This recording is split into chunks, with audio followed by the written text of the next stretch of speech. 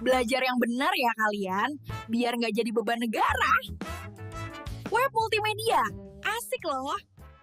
Halo semuanya, saya sangat senang bisa bertemu kalian di mata kuliah web multimedia ini. Mungkin kalian bertanya-tanya, kenapa foto di halaman depan ada kaset jadul? Ini adalah pengingat bahwa media terus berevolusi. Kaset pernah menjadi simbol media audio. Tapi sekarang kita punya Spotify dan YouTube. Dari sini, kita bisa melihat bahwa multimedia itu dinamis dan terus berkembang. Di mata kuliah ini, kita akan belajar bagaimana media berevolusi dan bagaimana kita bisa memanfaatkannya di platform yang paling sering kita gunakan yaitu web. Mari kita mulai dengan pertanyaan sederhana.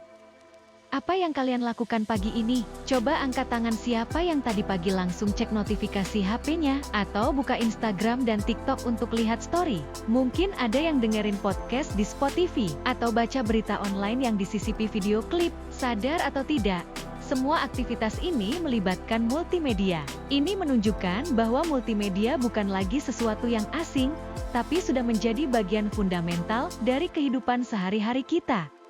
Mungkin kalian berpikir itu cuma kebiasaan personal, tapi faktanya, ini adalah fenomena global. Dunia kita memang adalah multimedia. Menurut data Cisco, di tahun 2024, 82% dari seluruh lalu lintas internet global adalah video.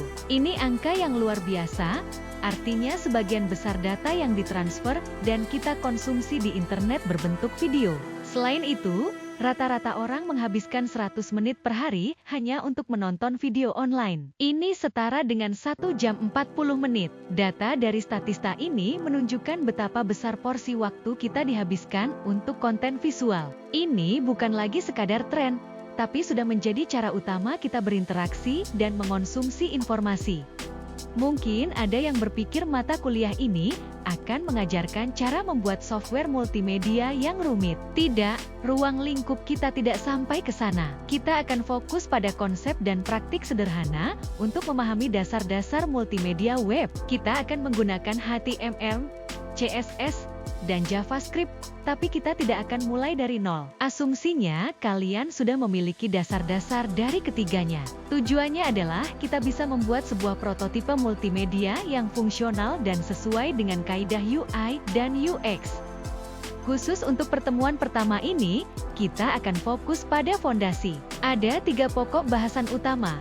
Pengenalan A sampai Z multimedia, dapur rahasia internet, dan trio hebat yakni HTML5, CSS3, dan JavaScript.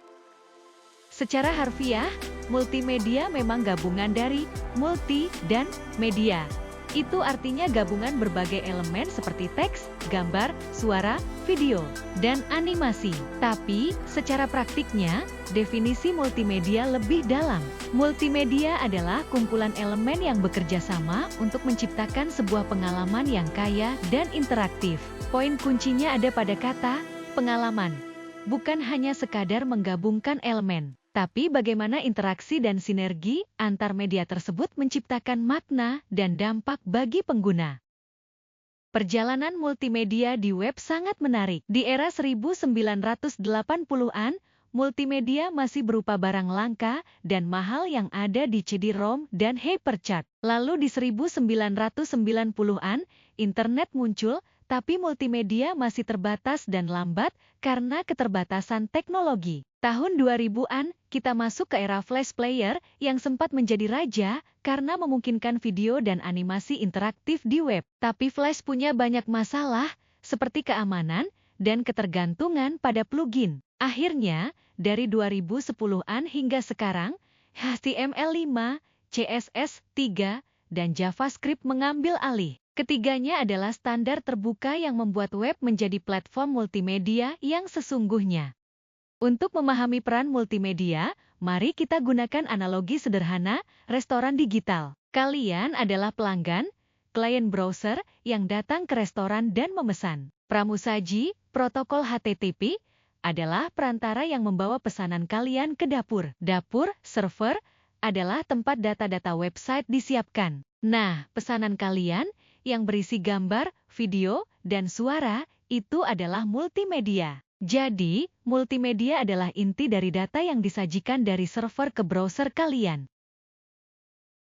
Multimedia bukan hanya soal estetika, tapi soal dampak. Ada 3 alasan mengapa multimedia sangat penting: keterlibatan, engagement, retention, dan aksi, call to action.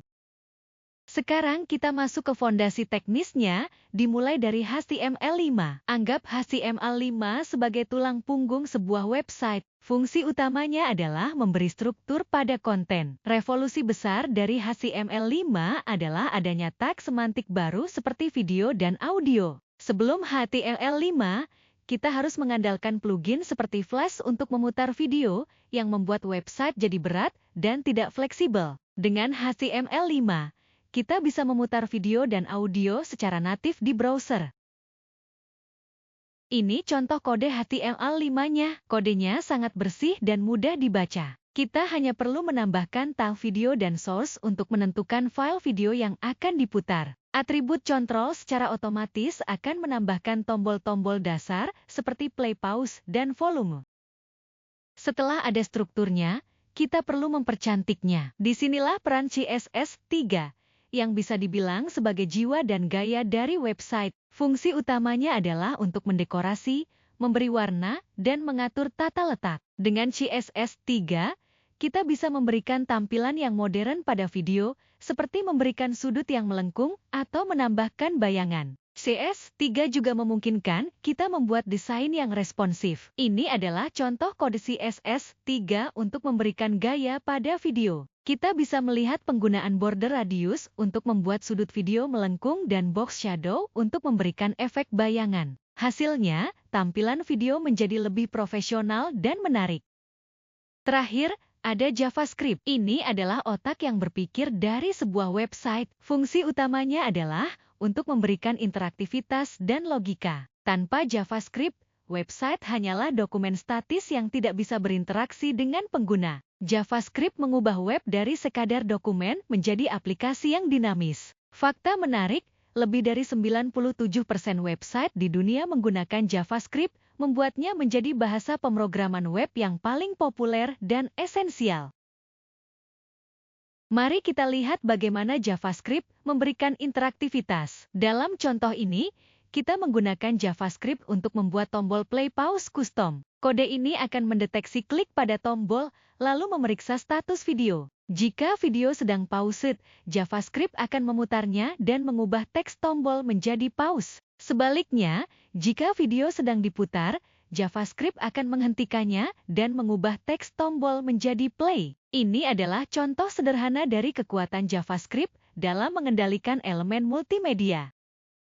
Sebagai penutup, multimedia lebih dari sekadar konten, ia adalah sebuah pengalaman interaktif. Dan untuk menciptakan pengalaman itu di web, HTML, CSS, dan JavaScript adalah 3 alat fundamental yang wajib kalian kuasai. Dengan menguasai ketiganya, kalian tidak hanya akan mampu membuat konten digital yang informatif, tapi juga yang memukau dan berkesan bagi audiens. Saya harap setelah ini, kalian jadi semakin tertarik untuk mengeksplorasi dunia web multimedia.